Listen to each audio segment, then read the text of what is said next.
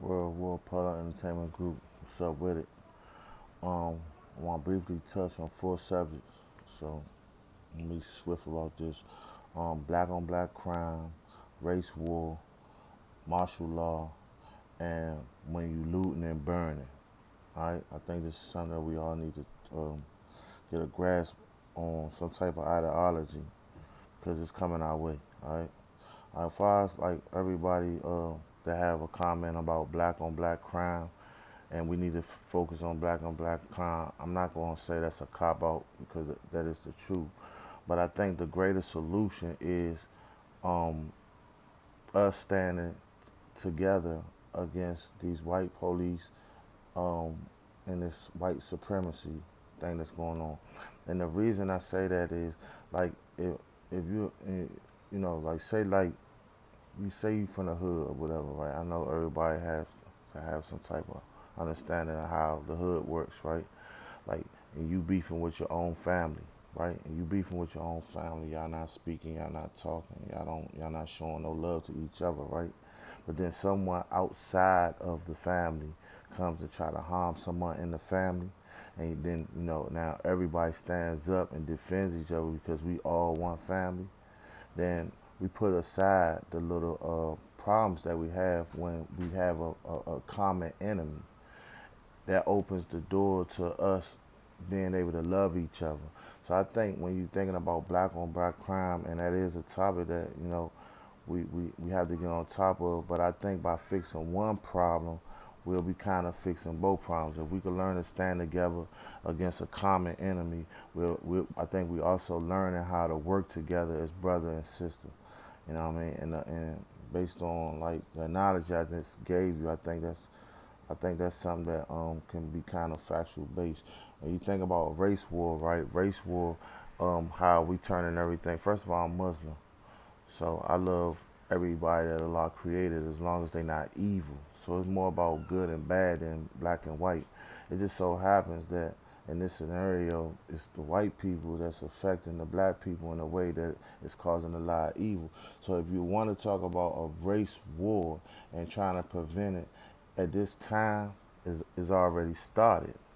You can't you can't turn a blind eye after you got punched and you get smacked in you literally get the crap smacked out of you, and you want to say, oh no, I don't want to do this because it's that. No, it is what it is. The punch has been thrown, assault's been made. Now at some we have to figure out like where are we gonna do and what do we stand. There's a lot of people gonna turn a blind eye, and there's a lot of people that's gonna make light of the situation, but that's how history's always been, right? But we more on this Herd Tugman movement, man, and this the underground river. For anybody that's listening, it's about to get real. It's get everybody feel it. So just get your mind right. And when you're thinking about this martial law thing, oh, this is what they want us to do. They just want us to fight back so that they can make us stay in the house. They made us stay in the house without having to do nothing. So trust me and believe it, we don't have to be fearful about them making us stay in the house at gunpoint when all they have to do is just tell us to go in the house.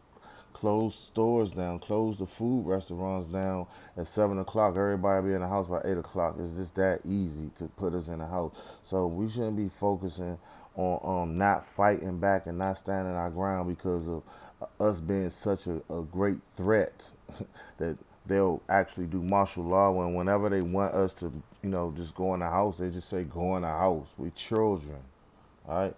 And the last thing I want to touch on real quick, right? I'll be saying that a lot of when people get killed and things of that nature, we want to go out and and get and prosper off of um, somebody's life being lost. We want to go out and loot and burn things and get us some free TVs and some free food or whatever we want to do. And I'm not gonna lie, I'm not Malcolm X or Martin Luther King, so my voice not that strong. So I know I can't tell people that that's the dumb thing to do. But I could tell you this though, the correct thing to do would be if you gonna burn something, and this is no disrespect, right?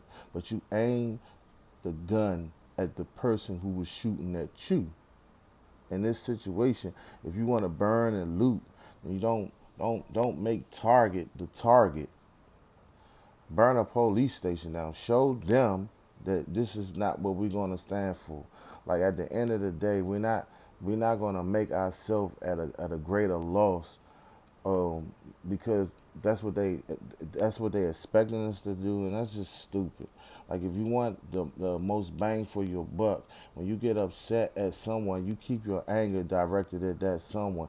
You don't walk down the street and smack somebody who got nothing to do with it, or one of your friends or things of that nature, right? So it's the same thing with the business in the communities. Like I'm not from LA. We haven't been in a situation where we didn't burn a lot of things. Maybe not in the 70s.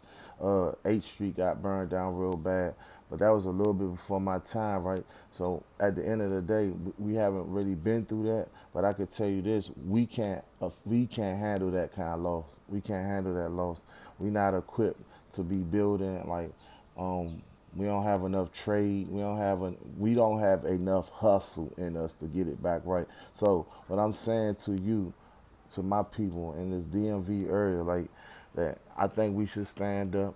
But I also think that when these leaders is putting together whatever they're gonna put together, or if something happens here, or if anything happens in the future, that we have to do something like loot or something, that we aim the gun where the gun deserve to be aimed at, and not at these small businesses, mom and pop joints.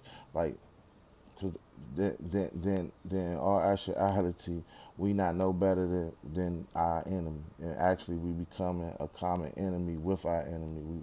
We're helping them to oppress us by oppressing ourselves. So with that being said, and I'm a Muslim, I call for all Muslims. I call for all Muslims. I call for all Muslims. So let's stand up against injustice. Because it ain't on our front porch don't mean that we not supposed to speak about it. Allah made us leaders on this earth, and we the fastest growing religion, and our prophets say that we are not supposed to turn a blind eye to injustice. So all that, praying and everything, and all that's dope, right? But it's a time and a place for everything. We need to start to organize and stand up for the common people who need the leadership that we can offer, right? So like all Muslims, and I'm not with the Farrakhan move. I'm just a Muslim, right? But at the end of the day, we need to start standing together as Muslims, as Black people, and stop fighting for the different injustices that's we face to face with every day.